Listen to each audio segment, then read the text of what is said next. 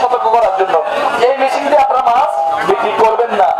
আপনাদের কাছে মূলত আমরা এসেছি আজকে আপনাদের হাট বাজারে যদি কোনো ধরনের কারচুপি অথবা অনিয়ম অথবা কোনো যদি কি প্রতারিত হন তাহলে দয়া করে আমাদেরকে জানাবেন। আপনারা মাছ কিনেন না, দেখতে হবে কেউ মাছ কিনেন না। এই যে দেখছেন, এখানে দেখতো, এই যে দেখেন এটা তো চাপ দিচ্ছে, এখানে কিন্তু বেড়ে যাচ্ছে। কি আর করছেন? মাছ কেনা থেকে বিরত থাকবেন।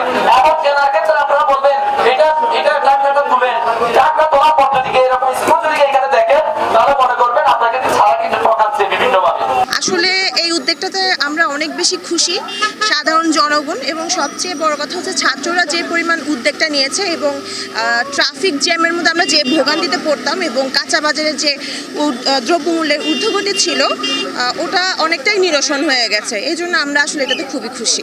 আর দেশ স্বাধীন হই কিন্তু আজও বহুত জায়গা বাকি আছে স্বাধীন, তার মধ্যে বাজার হইলো অন্যতম একখান বিশেষ জায়গা। কারণ এটা সাধারণ মানুষ হল অল্প পয়সা লয়ে এটা বাজার করতে কিন্তু এটা জায়গায় জায়গায় এত বেশি সিন্ডিকেট হয়ে যায়। ওনার এক কেজি ফটলের দাম 3-4 গুণ বেশি হলে ফেলার জায়গায় জায়গায় এত বেশি সিন্ডিকেট। এই সিন্ডিকেট ফার্স্টেই বাগম পড়িব, তারপরে বাজারে তো শুরু করে বিভিন্ন জায়গার যে ধরনের সিন্ডিকেট আছে ব্যাগ সিন্ডিকেট বাঙালি আর পরিপূর্ণ স্বাধীনতার সত্তাইম। আপনার যে অবস্থান এখন এরকম একটা কাঁচা বাজারে আপনি এরকম একটা জায়গায় নিয়ে বসেন, আপনি কোথাও একটা বিক্রেতা না, আপনি নিশ্চয়ই পাইকারি বিক্রেতা। চিন্তা করেন 100 কেজি যদি উনি যদি মাছ বিক্রি করে 100 গ্রাম করে 50 গ্রাম করে যদি সে যদি মাছ যদি আপনাদেরকে কম দেয় তাহলে 100 কেজিতে 5 কেজি সে কম লাভবান হলে এমনি লাভ হয়েছে, তার বাইরে আরো 5 কেজি।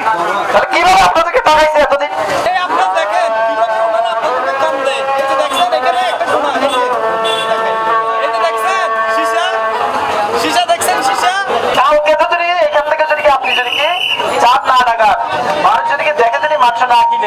যদি আমরা এসে পরবর্তী যদি দেখি তাহলে আপনার মানুষের বিক্রিও বন্ধ এবং আপনাকে কিন্তু প্রচুর জরিমানা করা হবে, সরকারিভাবে আইনানুগ ব্যবস্থা নেওয়া হবে। কত গ্রাম? এটা নেন, এটা নেন। এখানে অনেকগুলো ছিল, আমি ফেলে দিছি ময়লা অলরেডি। কত গ্রাম মাইনাস কত? 2 কেজি 440 গ্রাম। 2 কেজি 440 গ্রাম, তাই না? এখন এটা জিরো করেন। জিরো কর। এটা জিরো করেন। এখন এটা মাপবো আমরা, এখানে দিব। এখন কত গ্রাম? 2 কেজি 40। আমরা বর্তমানে আছি অক্সিজেন কাঁচা বাজারে। এখানে এসে আমরা দেখতে পাচ্ছি জাতির এই দুর্দিনে এবং হচ্ছে অর্থনৈতিক মন্দা এবং সংকটাপন্ন অবস্থা চলছে দেশে, তারই মধ্যে ব্যবসায়ী সমাজ আমাদের ক্রেতাদেরকে নানানভাবে ঠকাচ্ছে। যেমনটা আমরা লক্ষ্য করেছি এখানে বিএসটি এর অনুমোদনকৃত এটা ছাড়া তারা কিন্তু এখানে পণ্য তারা ক্রয় বিক্রয় করছে, এটা মাপছে। এবং তার পাশাপাশি আমরা যেটা লক্ষ্য করলাম এখানে তারা ওজনের ক্ষেত্রে নানানভাবে কিন্তু কারচুপি করছে, বিশেষ করে মুদির দোকান এবং হচ্ছে মুরগির দোকান। তারা এখানে ওজনের ক্ষেত্রে অনেকটা কম দিচ্ছে, কিভাবে নানানভাবে সুতলি বেঁধে এবং হচ্ছে এখানে বিভিন্ন ধরনের আবর্জনা রেখে এবং হচ্ছে এখানে এক ধরনের বস্তা তারা কিন্তু ব্যবহার করছে। সুতরাং আমরা এগুলো প্রতিকার চাই এবং ভোক্তার স্বার্থ রক্ষার্থে মূলত আজকে আমাদের এই প্রচারণা ক্যাব যুবক গ্রুপের। আমরা চাই একটি ভোক্তা বান্ধব দেশ হোক এবং মানুষ যাতে স্বস্তিতে বাঁচতে পারে এবং তাদের যে আর্থিক মূল্য এবং হচ্ছে তাদের যে অর্থের অবস্থা এটি যাতে তাদের বাজার ব্যবস্থার সাথে যাতে সাম্য অবস্থায় থাকে এবং স্বাভাবিক অবস্থায় থাকে। আমরা চাই সিন্ডিকেট মুক্ত এবং মজুতদারি মুক্ত একটি বাংলাদেশ। এদেশের তরুণ সমাজ এবং ছাত্র সমাজ জেগেছে এইসবকে রুখে দেওয়ার লক্ষ্যে আজকে আমার এই তরুণ সমাজ এসেছে শুধুমাত্র মানুষকে সচেতন করার জন্য।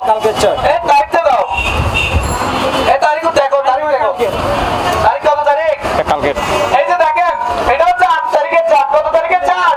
8 তারিখ। আপনাকে বলছি দৃশ্যমান স্থান এটা রাখবেন, এটা সংশোধন করবেন। এক্সট্রা স্যাম্পল নেই আপনার কাছে? আমরা স্যাম্পল আমাদের কাছে রেখে দিই। কোথায় এটা রাখছেন? দোকানে রাখছেন না নাকি বাসায় নিয়ে গেছেন কোনটা বলেন তো? দেখছেন কথা ঠিকই বেড়ে গেছে।